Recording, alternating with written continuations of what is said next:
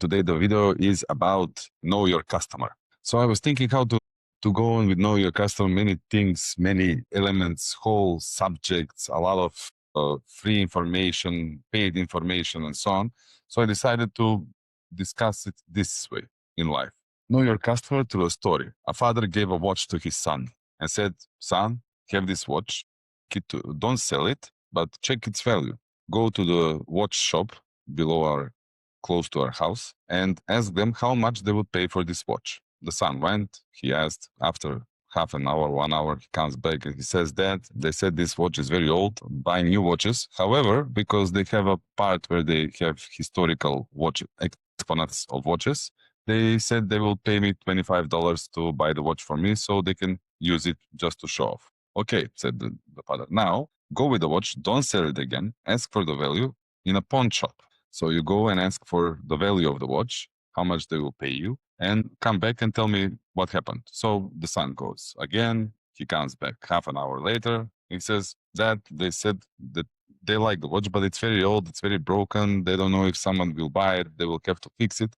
They offered me $100. They said it's a nice watch, it's a good, not just good for the hand, but it's good quality, it's good company. They said $100 is fine. Cool, said that. Now to the third place, go to the museum. Go to the museum with the same watch and ask them how much they are ready to pay you for the watch. Come on, Dad, to the museum. Nobody buys watches in the museum. Go in the museum. So the son goes to the museum. He comes several hours later, totally shocked, and says that they said that this is a unique watch. There are only two in the world.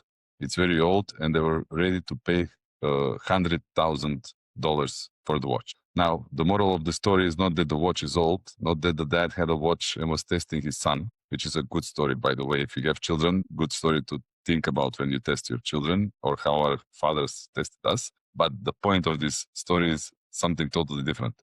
For me, this story has 2 points. One, know your customer. Push to sell to someone who will offer you only $25 for the products or services you use instead of $100,000, because we're talking about the same product, the same value. It's just the question of which customer perceives it how, and how much they value it based on their perception, and how much they're ready to pay for it. If you go to the first and then you get bored and lazy and you say, okay, $100 is still from the pawn shop, it's still much more than 25 they offered me in the watch store, then probably you would, if you're lazy and don't go to the customers, then, or continue and be persistent, you will get less value.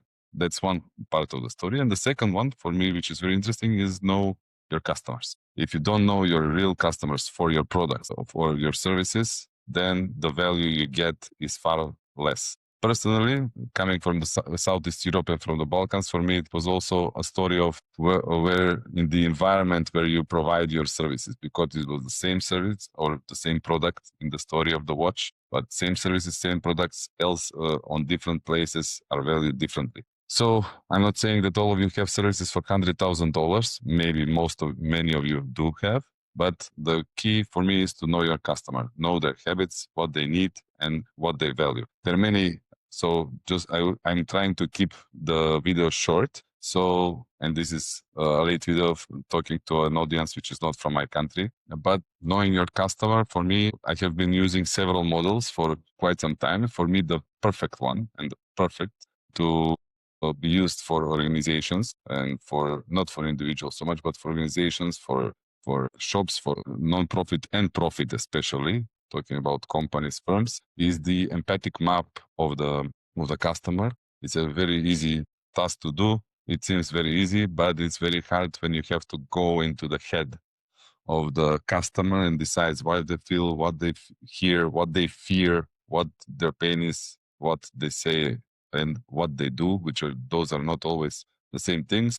And a very simple map like that to find how to help with the products to give them the value. So to design and test the value of a product or a service. This sounds, some of my friends say, yeah, you're a consultant for too long for companies for more than 15 years. But the point is the following. It's easy.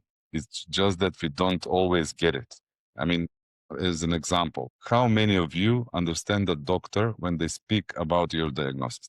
diagnostics? Or how many of you understand the engineer when they're talking about the engineering product? Or even, let's say, something more valuable, how many people understand IT guys when they discuss the databases, the softwares, and all the things that are going to connect? You want to know you have a pain and you know the game. Again, that's what's interesting the customer. It's not whether it's, I don't know, that would be like to explain the watch in how many elements it has, how they're connected, the millimeters, the skills of the worker, they made it, and so on. It's a unique watch. It tells time like all the other watches. However, it has some specifics that others don't. It's one in the world, old and not to be found. So there's scarcity, and you can, and if you sell it to the museum, you will get the value it deserves. If you sell it to the first shop, you'll probably make a mistake and you will bargain, or maybe you will go to the pawn shop and you say, okay, I got a better bargain than the watch shop. So decide what you want. Know your customer. It's totally different. We cannot sell it to everybody. If we sell it to everybody, we will not sell it to anybody. So know your customers, their needs for not just your products, but your services. Maybe even if you're in development of services or products, you have your own business. It's good to know the customers first. I know that this sounds great, and I know that many of you don't do it, but that's life. It depends on you, what you decide, where you get your value from. So from the same thing, you can get $25, $100, or $100,000. If you know your customers well and you're persistent and you know the environment you're selling in, you'll probably get the value you deserve. I wish you all the best. We'll continue with the challenge in these 14 days. Please comment, join in, or provide any additional value or comments or what you want to hear next. Bye.